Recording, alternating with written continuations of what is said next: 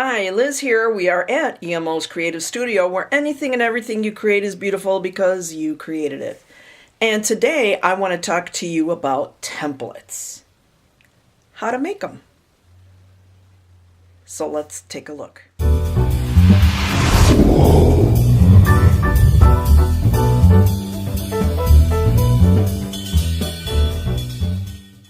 So you see here my collection of templates. And when I talk about templates, what I'm telling you is cut out pieces of designs or shapes that a certain pattern or block is asking for. I not only make quilts, but I also make bags. So you can see here, this is a multitude of different types of templates for bags, shapes. Here's another one for a bag. Here's another one for a tote. I even have a template for a tie. So when I was making templates, when a pattern you purchase or you get a pattern, you get a template along with the instructions, and you print it out on your 8.5 by 11 paper that comes out of the printer. So if you have to make like 10 of these, what do you think your paper is going to look like at the end? Ridiculous, right?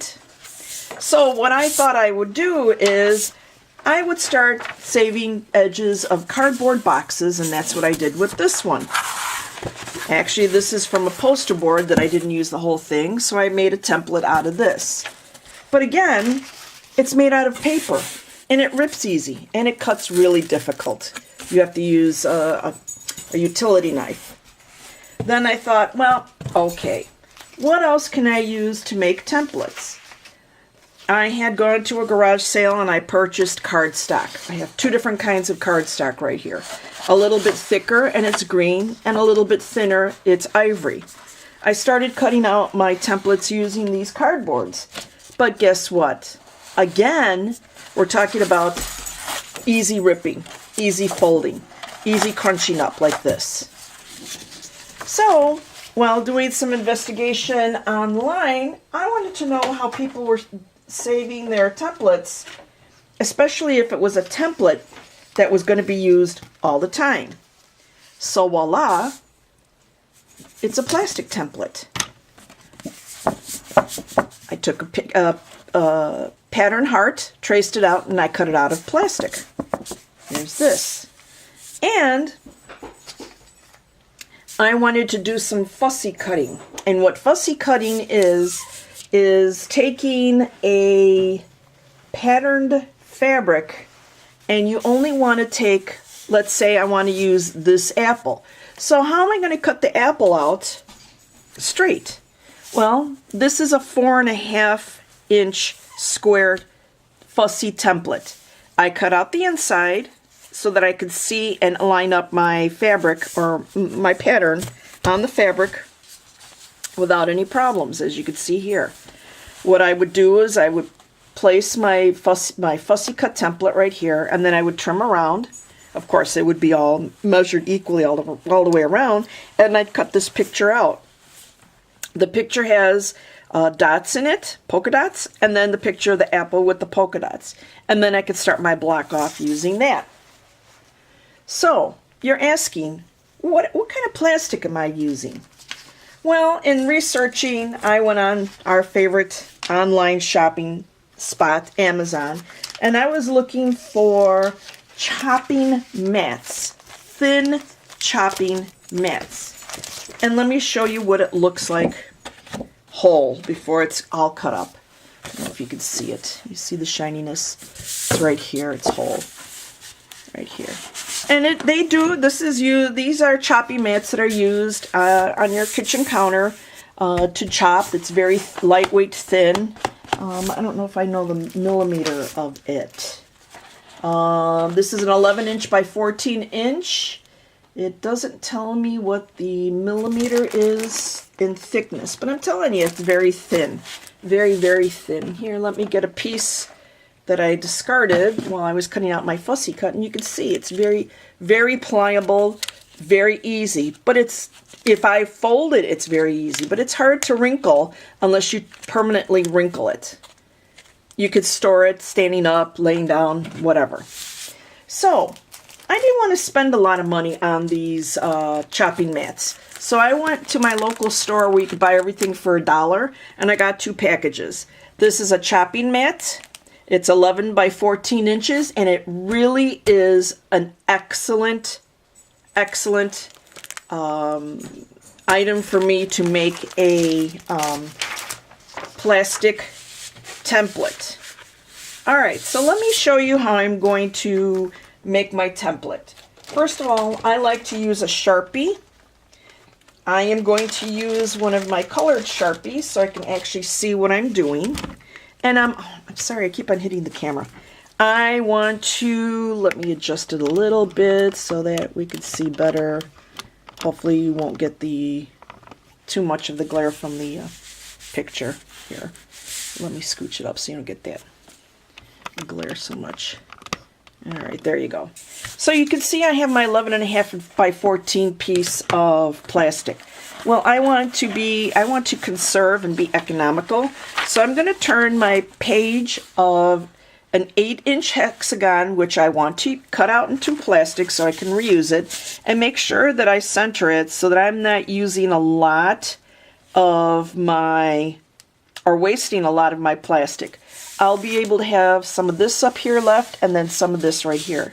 So what I do is I place it onto a straight surface, make sure everything is nice and straight, make sure I have enough room at the edge that I'm not drawing off the edge, and then what I'm going to do is I place my pattern underneath the plastic, just like this, you see?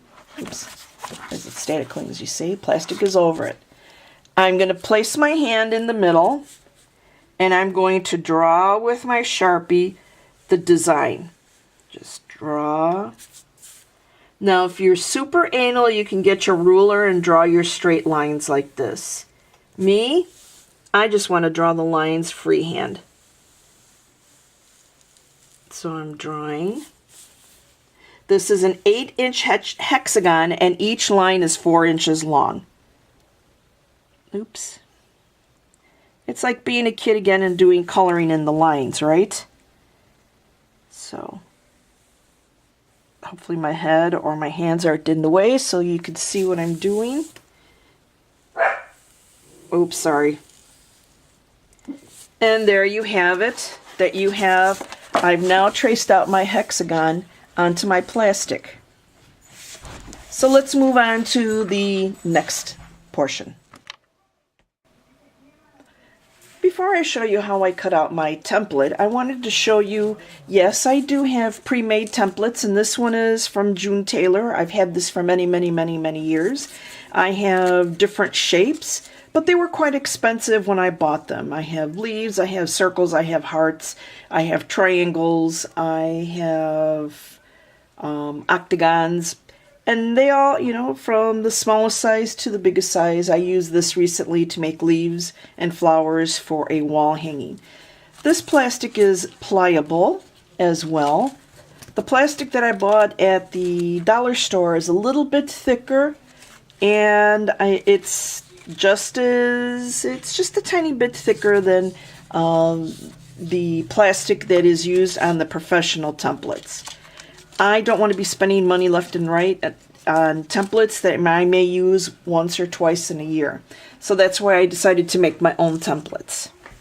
So I've already moved away the white block, and I wanted to show you what my hexagon template looks like after I've drawn it. 1, 2, 3, 4, 5, 6 sides. 6 sides. Now, I'm going to use regular scissors to cut. These are not my fabric scissors, but I do use the same brand for my regular everyday scissors. So it's really easy to cut using this.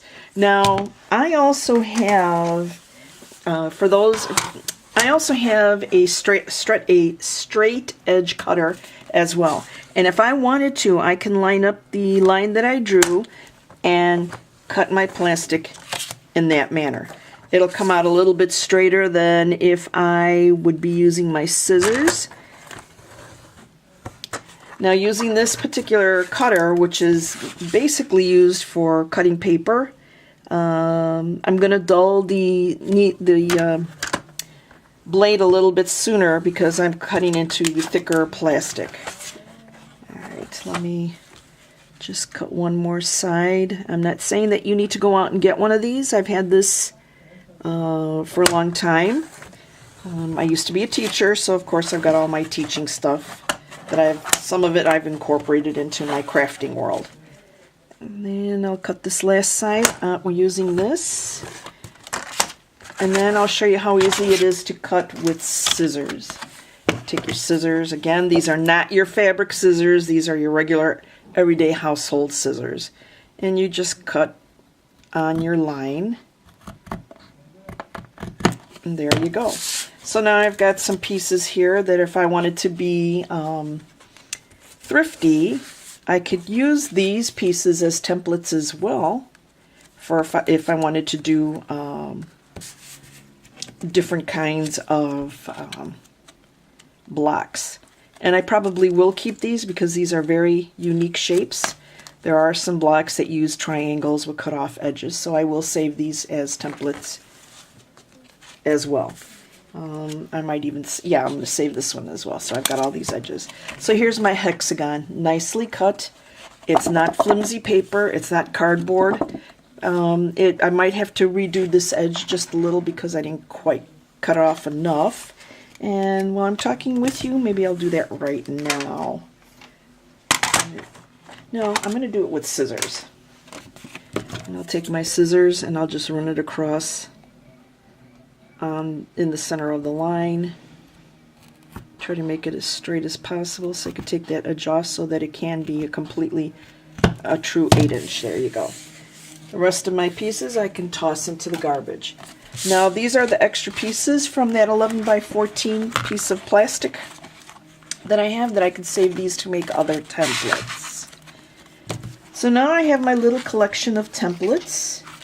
I've got my full heart template that I made, my half heart template that I made, and my 4.5-inch fussy cut template that I made, and then all of these little triangles that I made as leftovers from the hexagon. Now I'm going to start my collection. I probably will use a Sharpie and mark on each one the sizes of my templates.